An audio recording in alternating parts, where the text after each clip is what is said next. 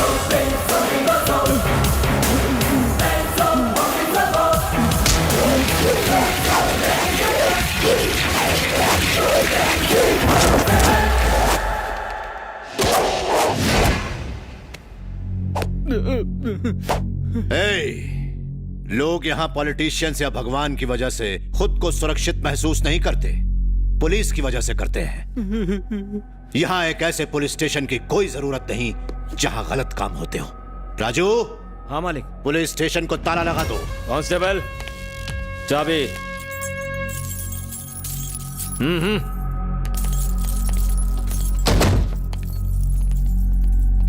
नमस्ते सर। अगर police station को ताला लगा दिया तो हमारी नौकरी चली जाएगी। कमिश्नर, जानना चाहते हो इस आदमी ने क्या किया? लक्ष्मी, बताओ तुम्हारे साथ क्या हुआ? सर, ये मेरे बड़े भैया हैं। ये गूंगे हैं। कुछ लोगों ने जबरदस्ती हमारी सारी जमीन छीन ली थी। जब हम मदद के लिए इनके पास आए तो इन्होंने कहा कि ये हमारी मदद तभी करेंगे अगर मैं इनके साथ एक रात बिताऊं। नहीं नहीं, ये झूठ बोल रही है।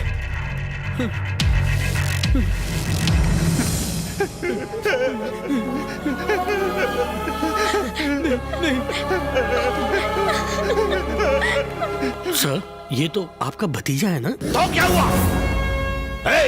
जयराम। हाँ भैया। तुम्हारे बेटे ने अपराध किया है, इसे छोड़ देना चाहिए। बिल्कुल नहीं छोड़ना चाहिए। नालायक कहीं का। इसको तो रुको।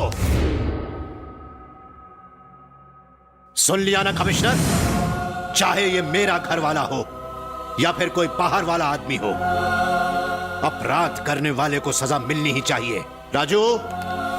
जी मालिक। ये मेरे घर में क्या, हमारे गांव तक में नहीं रह सकता। इसकी काली छाया को यहां से दूर कर दो। तुझे अगर आसपास कहीं भी देखा तो तेरा खेल खत्म।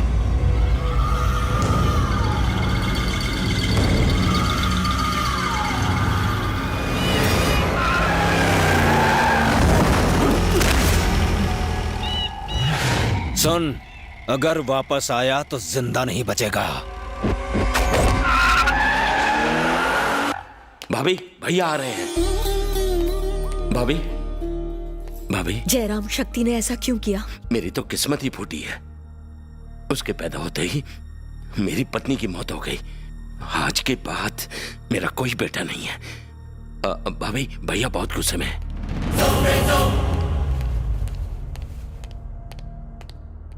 उमा, साहब के लिए चाय लेकर आना। सुमित्रा, मुझे आज चाय नहीं पीनी। मैं अपने कमरे में जा रहा हूं। थोड़ी देर के लिए मुझे अकेला छोड़ दो। सुनिए, सुनिए तो, ऋषि का फोन आया था।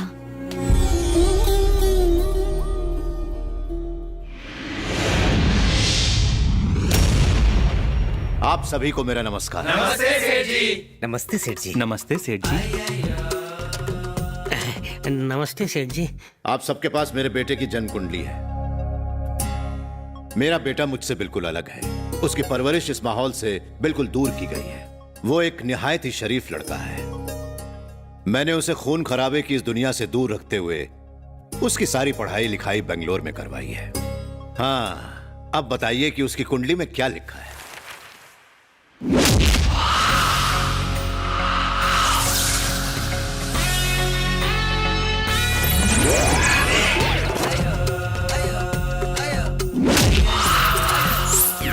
शुक्ला जी, हाँ, जन्म कुंडली में क्या दिखाई पड़ रहा है? यही कि वो लोगों की अच्छी खासी धुलाई कर रहा है। अकेले ही वो कई लोगों की टांगे तोड़ सकता है।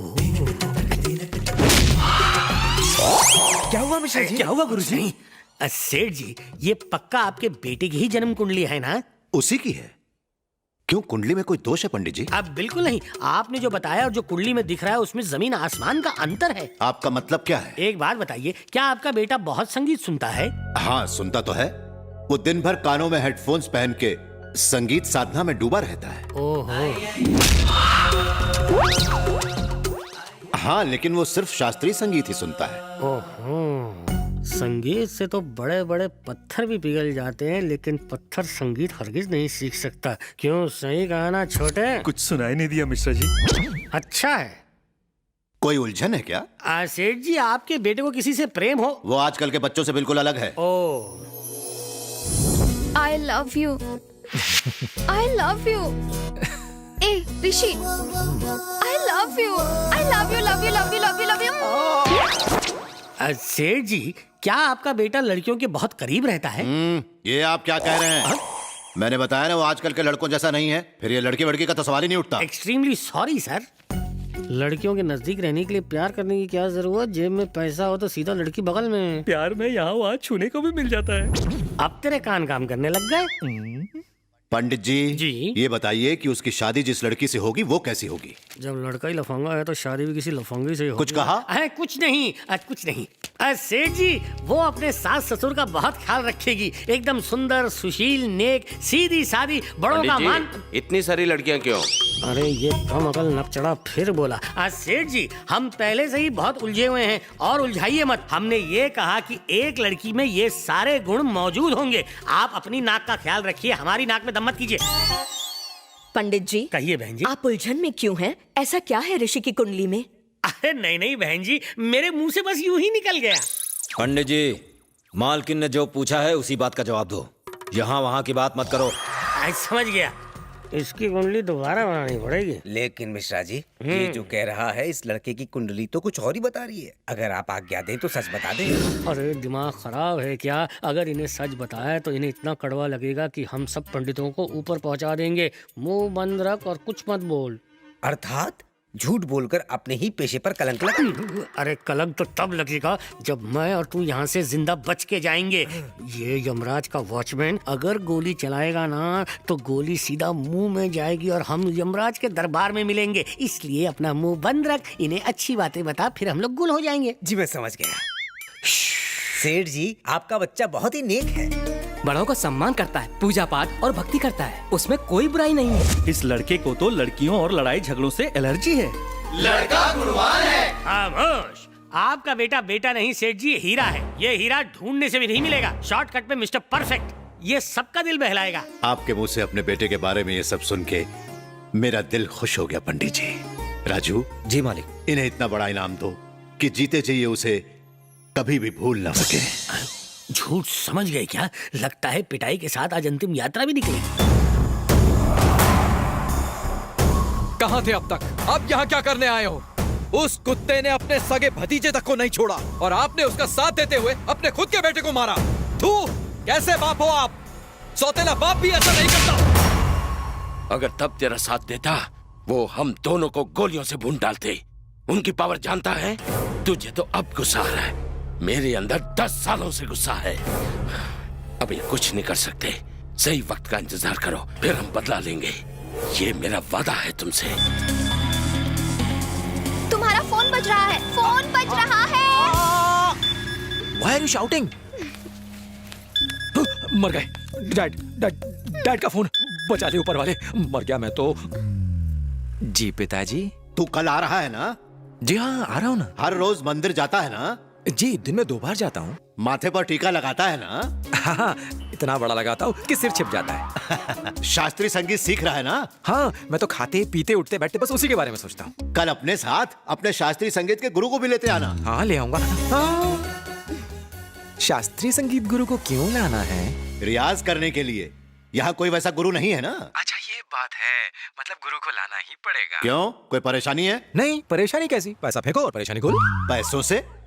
मेरा मतलब ट्रेन, बस के टिकट, एयर के टिकट के लिए पैसा चाहिए ना। कल जल्दी आ जाना। जी, आ जाऊंगा। फोन रखता हूँ। कल आ रहा है ना? मर गया। डैड ने बुलाया, वो भी शास्त्रीय संगीत गुरु के साथ। शास्त्रीय संगीत मतलब? मेरे डैड ने मुझे यहाँ शास्त्रीय संगीत सीखने और पढ़ने के लिए भेजा था, लेकिन मैं यहाँ कुछ और ही सीख रहा हूँ। फंस गया ना? तो तुम पकड़े जाओगे। हाँ, क्या करूँ, अब पकड़ा ही जाऊंगा। नहीं पकड़ा जाऊंगा। तुम मेरी शास्त्रीय संगीत टीचर हो। क्या मैं?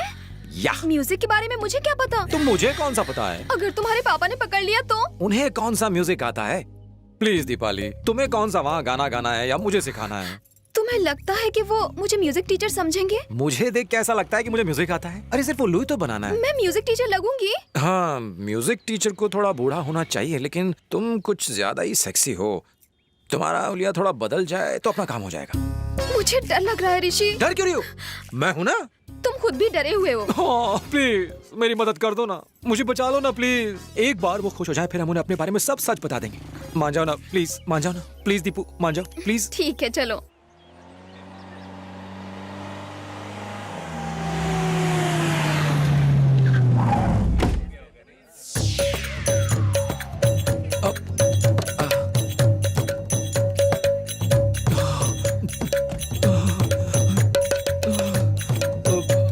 पिताजी, हमारी एक्टिंग अब शुरू होती है।